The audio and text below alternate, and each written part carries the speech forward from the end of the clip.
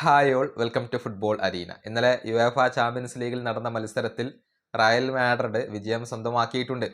Greek ക്ലബ്ബായ ഒളിമ്പിയാക്കോസിനെ 3-4 ഗോളുകൾക്കാണ് Real പരാജയപ്പെടുത്തിയത്. കിലിയൻ എംബപ്പയുടെ മാസ്മരിക പ്രകടനമാണ് റയലിന് ഈ ഒരു വിജയം സമ്മാനിച്ചിട്ടുള്ളത്.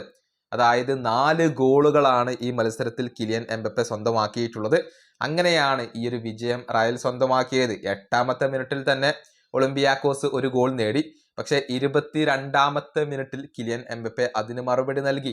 പിന്നീട് 24-29 മിനിറ്റുകളിൽ എംബപ്പെ ഗോൾ നേടുകയായിരുന്നു. ഒരു ഹെഡർ ഗോളൊക്കെ ഉണ്ടായിരുന്നു.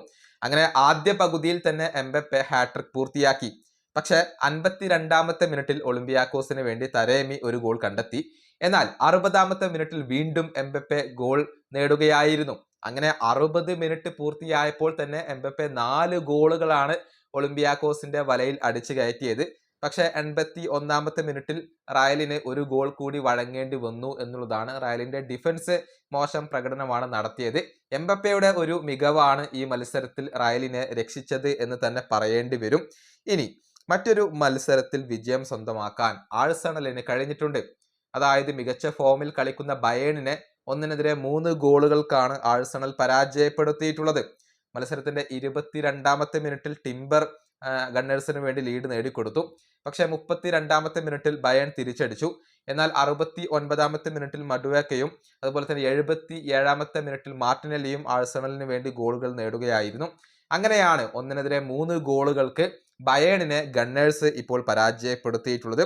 അതേസമയം ഇന്റർ മിലാനെ പരാജയപ്പെടുത്താൻ അത്ലറ്റിക്കോ മാഡ്രിഡിന് കഴിഞ്ഞിട്ടുണ്ട്. അതായത് ഹൂലിയൻ ആൽവറസും അതുപോലെ തന്നെ ജിമിനസും അത്ലറ്റിക്കോക്ക് വേണ്ടി ഗോളുകൾ നേടുകയായിരുന്നു. അങ്ങനെയാണ് ഇന്ററിനെ അത്ലറ്റിക്കോ പരാജയപ്പെടുത്തിയിട്ടുള്ളത്. അതേസമയം ലിവർപൂളിന് ഒരു വലിയ തോൽവി ഏറ്റുവാങ്ങേണ്ടി വന്നിട്ടുണ്ട്. 1-4 ഗോളുകൾക്കാണ് ഡച്ച് ക്ലബ്ബായ PSV ഐന്തോവൻ ലിവർപൂളിനെ പരാജയപ്പെടുത്തിയത്. മത്സരത്തിന്റെ 6ാമത്തെ മിനിറ്റിൽ പെരിസിച്ചിലൂടെ PSV ലീഡെടുത്തു. പക്ഷേ 16ാമത്തെ മിനിറ്റിൽ സൊബോസ്ലൈ ലിവർപൂളിന് സമനില നേടിക്കൊടുത്തു. എന്നാൽ 2ാം പകുതിയിൽ 3 ഗോളുകൾ കൂടി PSV നേടുകയായിരുന്നു. അങ്ങനെയാണ് വലിയ ഒരു തോൽവി ലിവർപൂളിന് ഇപ്പോൾ ഏറ്റുവാങ്ങേണ്ടി വന്നിട്ടുള്ളത്.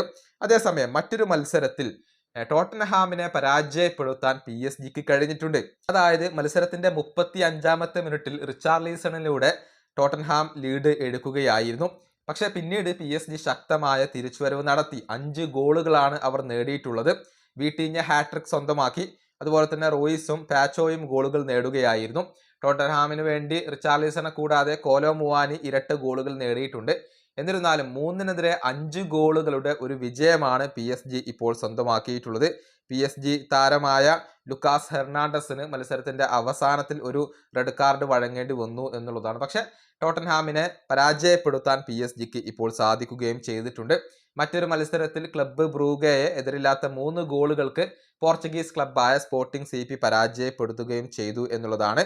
ഇനിയിപ്പോൾ പോയിന്റ് ടേബിളിന്റെ കാര്യത്തിലേക്ക് വരുമ്പോൾ 1ാം സ്ഥാനത്ത് ആഴ്സണലാണ്.